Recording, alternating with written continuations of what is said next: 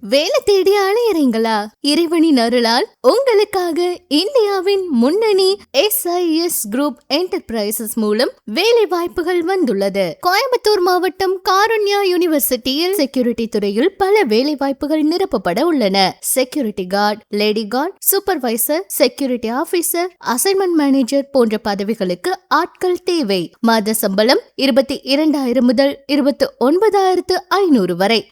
8 மணி நேர பணி, 26 நாட்கள் மட்டுமே.